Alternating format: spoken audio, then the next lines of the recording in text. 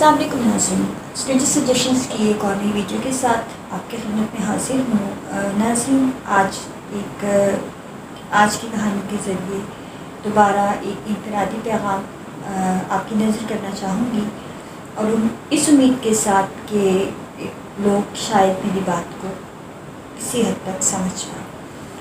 تو کہانی کا آغاز کروں گی۔ یہ کہانی ہے قوم بنی اسرائیل کی۔ قوم بنی اسرائیل میں عبادت گزاروں کی تعداد اور اللہ تعالیٰ کی عبادت کرنے والوں کی تعداد انتہائی کم تھی، اور عیاشی، بت پرستی اور دیگر دنیا میں پڑے رہنے والے لوگوں کی تعداد زیادہ تھی۔ انہی میں ایک نوجوان تھا جو کہ بہت عبادت گزار تھا، اپنے اللہ کو راضی کرنے کی فکر میں رہتا اور شریعت کی پابندی کرتا، وہ گناہوں سے دور رہتا تھا۔ اسی کے علاقے میں ایک بہت ہی خوبصورت عورت رہا کرتی تھی، بدکاری جس کا پیشہ تھی، اور وہ انتہائی خوبصورت تھی، اور تقریباً ہر مرد اس کے قریب جانے کی چاہت رکھتا تھا۔ وہ اپنی خوبصورتی سے واقف تھی، اور خوبصورت ہونے کے ساتھ ساتھ عیار اور چالاک بھی تھی، اس لیے وہ اپنے پاس آنے والوں سے کافی زیادہ دولت سمیٹنے کی فکر میں رہتی تھی۔ ایک دن یہ عبادت گزار لڑکا اپنے کسی کام کے سلسلے میں کہیں سے گزر رہا تھا کہ اس کا سامنا اس عورت سے ہو گیا۔ شیطان نے انسان کو ورغلانے کا وعدہ کیا ہے۔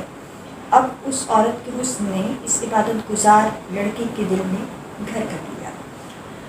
اب وہ جب بھی مصلی پر کھڑا ہوتا تو اس عورت کا عکس شیطان اس کو ہر جگہ دکھاتا۔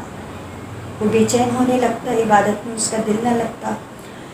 وہ جتنے روزے رکھتا تھا اس سے دگنے روزے رکھنے لگا، اس سے زیادہ رکعت کی نمازیں پڑھنے لگا، عبادت کا وقت اس نے زیادہ بڑھا لیا، صرف اس لیے کہ اس کے ذہن سے اس عورت کا خیال نکل جائے۔ لیکن اس عورت کا خیال نکلنے کے بجائے اس لڑکے کے دل میں مزید پختہ ہوتا جا رہا تھا۔ شیطان اس کو ورغلاتا ہی چلا جا رہا تھا، اور وہ بہکاوے میں آتا جا رہا تھا۔ آخر ایک دن اس نے یہ فیصلہ کیا کہ میں آج یہ قصہ تمام کر ہی دیتا ہوں۔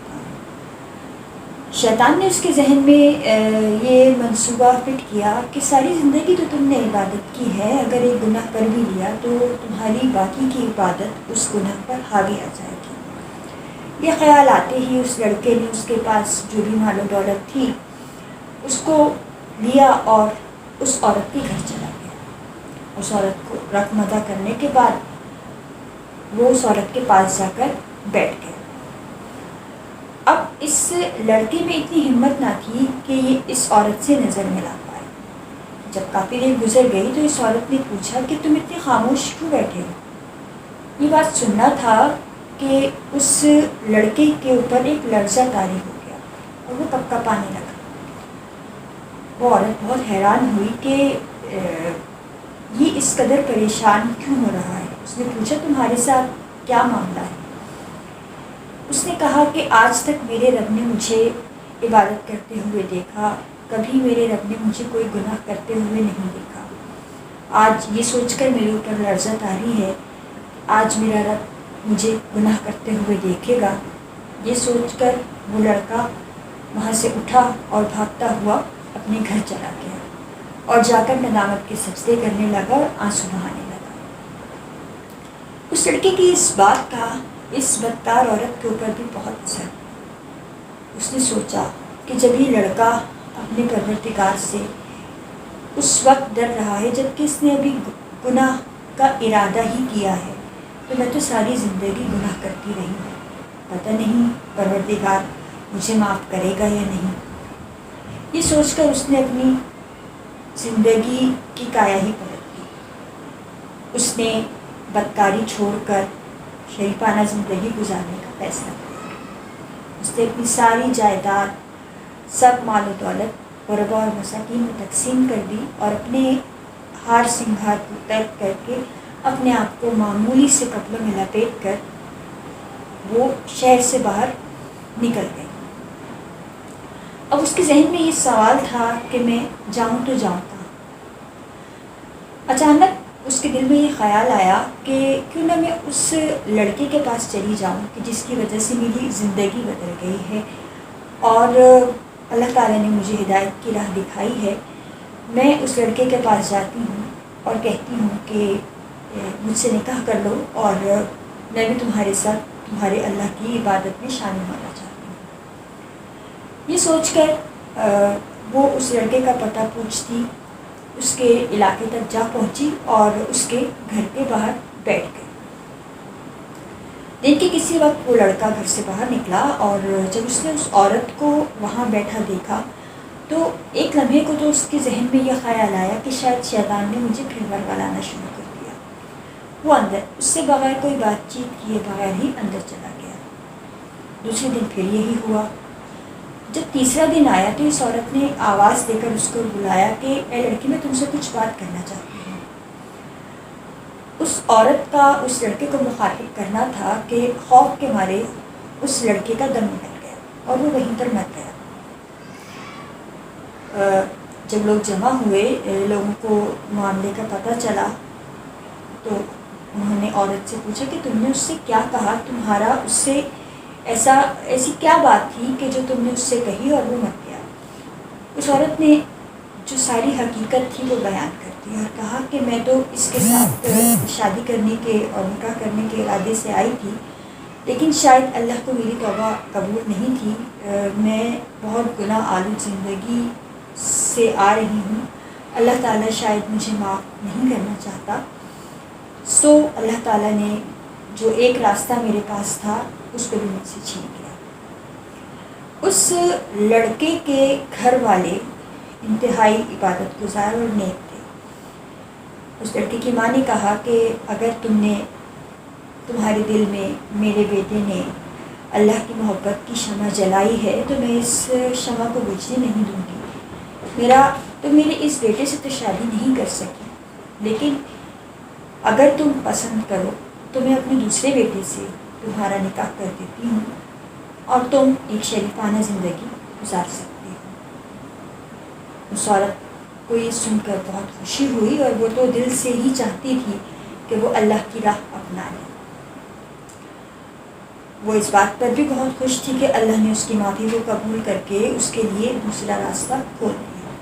اور واقعی حقیقت ہے کہ جہاں ایک راستہ بند ہوتا ہے وہاں اللہ 10 راستے اور کھول دیتا ہے، بلکہ یہاں تک ہے کہ 100 در اور کھل جاتے ہیں۔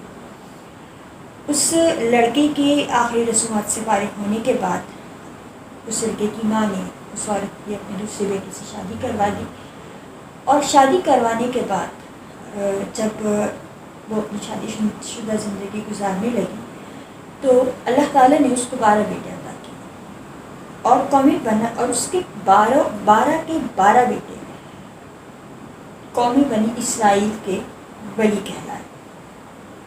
سمجھنے کی بات ہے کہ اگر اللہ تعالیٰ سے صدقے دل سے معافی مانگی جائے تو اللہ تعالیٰ گزشتہ گناہوں کو معاف کر دیتا ہے اور آپ کو ایسا رتبہ عطا کرتا ہے کہ آپ خواب و خیال میں بھی نہیں سوچ سکتے۔ بات صرف نیت کی ہے۔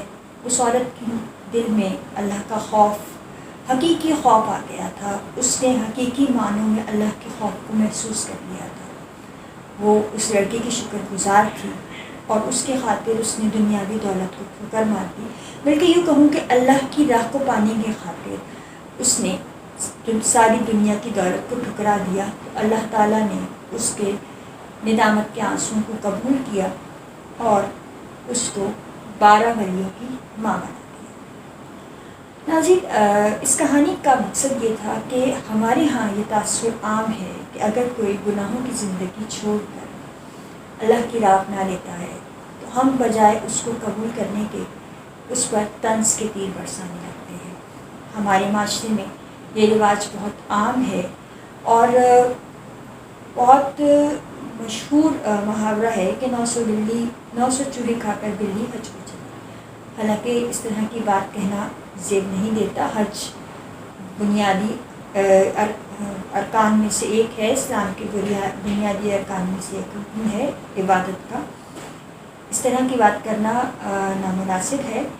اور یہ سوچ ہی نامناسب ہے کہ اگر اللہ نے کسی کو کسی عمر کے کسی بھی حصے میں ہدایت دے دی ہے تو ہمیں منصف بننے کا کوئی حق نہیں. ہم اس کو اس کے گزشتہ زندگی کے گناہ یاد دلا دلا کر اس کو طنز اور تانے دینے والے کوئی نہیں ہوتے.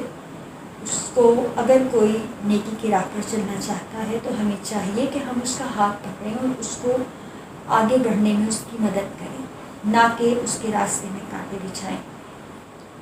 ایسا کرنے سے ہم اپنی راہ میں خود کانٹے بچھا رہے ہیں، اپنی قبر میں خود کانٹوں کے پیڑ بو رہے ہیں، جو کہ مرنے کے بعد ہمیں پتہ چلے گا کہ ہم نے جو کانٹے دوسرے کی راہ میں بچھائے تھے وہ ہمارے لیے کتنے خطرناک ثابت ہوئے.